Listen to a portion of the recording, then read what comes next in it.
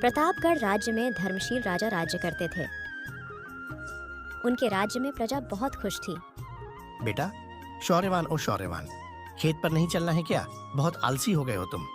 क्या पिताजी, आपसे कितनी बार कहा है, मुझे नींद से ना जगाया करो। कितना अच्छा सपना देख रहा था राजकुमार बनने का, आपने जगा दिया। जब राजकुमार बनना था तो किसी राजा के यहाँ पैदा होता, इस गरीब की झोपड़ी में क्यों पैदा हुआ? शौर्यवान अपने पिता के साथ खेत पर चला जाता है। अचानक धर्मशील को एक विचित्र रोग हो गया। राजवैद्य भी बुलाए गए। महारानी जी, महाराज को क्षय रोग हो गया है।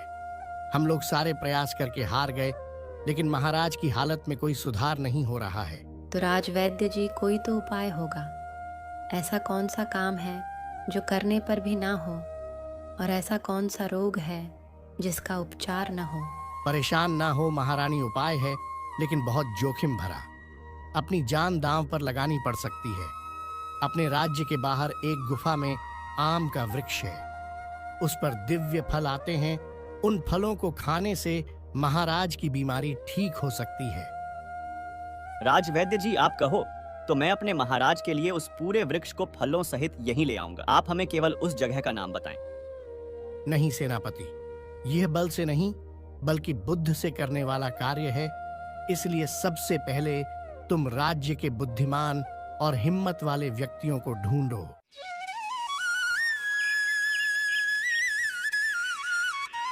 सेनापति राज्य में घोषणा करवा देता है। सुनो सुनो, महाराज इस समय बहुत बीमार है। उन्हें ठीक होने के लिए 2 आमों की आवश्यकता है। जो भी 2 आम लाकर दे सके वह राजमहल में आए।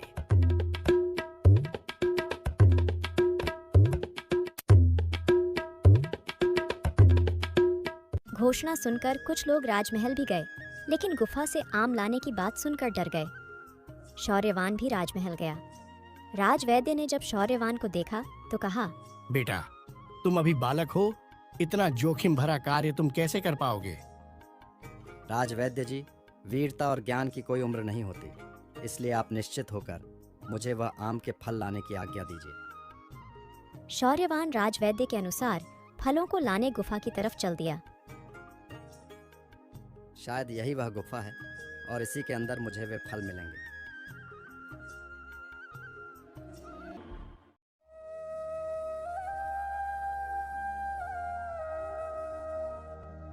लड़का दिन भर घूमने के कारण थक जाता है। घूमते हुए शाम हो गई है।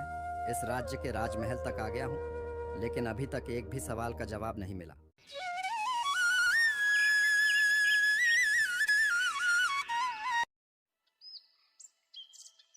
लड़का दिन भर घूमने के कारण थक जाता है और राजमहल के किनारे बहने वाली नदी के पास बैठ जाता है।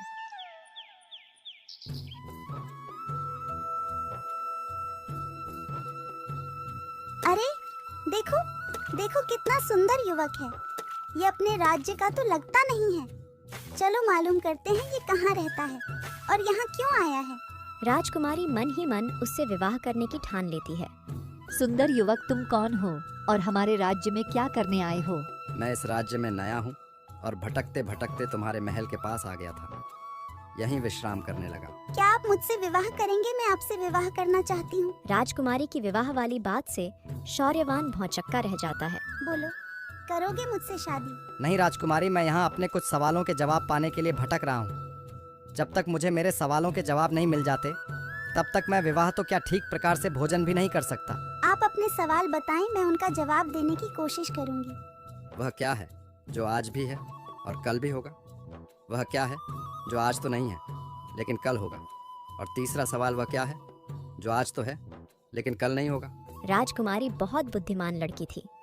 उसने शौर्यवान से कहा, मैं इन सवालों के जवाब दे सकती हूँ, लेकिन जवाब मिलने के बाद आपको मुझसे शादी करनी होगी। मैं इन सवालों के जवाब कल सुबह दूंगी।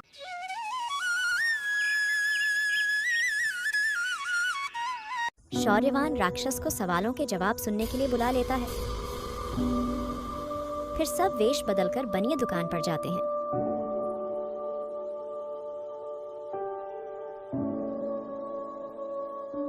मुझे गरीब बच्चों के लिए आश्रम बनवाना है, इसलिए मुझे 1000 सिक्के की जरूरत है। क्या आप मदद करेंगे? दीनू, इन्हें 1000 सोने के सिक्के दे दो। मैं इस प्रकार सिक्के नहीं ले सकती। मैं एक सिक्के पर आपको एक कोड़ा मारूंगी। लेकिन आपको मुझे विश्वास दिलाना होगा कि मेरा यह धन गरीब बच्चों की शिक्षा पर खर्च होगा। राजकुमारी बिना कुछ कहे आगे बढ़ गई और कहा, इस बनिए पास धन है और उसे अच्छे काम में लगाने की नीयत भी है, इसीलिए इन्हीं अच्छे कर्मों के कारण यह स्वर्ग जाएगा। अर्थात उसके पास जो आज है वह कल भी होगा। सभी थोड़ा आगे चलते हैं और देखते हैं कि एक तपस्वी तपस्या कर रहा है। राजकुमारी उसके आगे थोड़ा धन रख देती है। ये क्या है?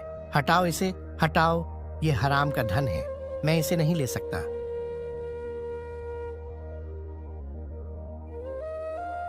राजकुमारी कुछ आगे चली और कहा, यह महात्मा सुखों को छोड़कर कठिन तपस्या कर रहा है, इसलिए इसके पास आज तो कुछ नहीं है, लेकिन कल इसके पास सब कुछ होगा। यह आपके दूसरे सवाल का जवाब है।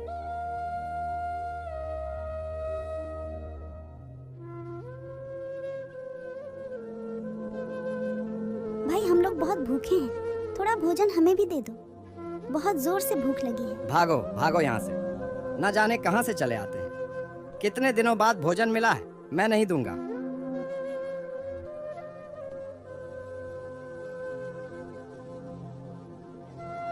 यह भिखारी दूसरों की मदद करना नहीं चाहता, इसलिए यह ईश्वर को खुश नहीं कर सकता। इस कारण इसके पास जो आज है वह कल नहीं होगा।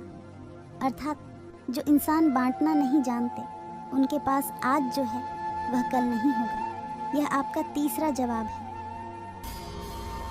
राक्षस सभी सवालों के जवाब पाकर खुश हो जाता है और लड़के को 2 आम दे देता है। लो महाराज, यह जादुई आम। उम्मीद है कि इन दिव्य फलों को खाकर आप जल्दी स्वस्थ हो जाएंगे।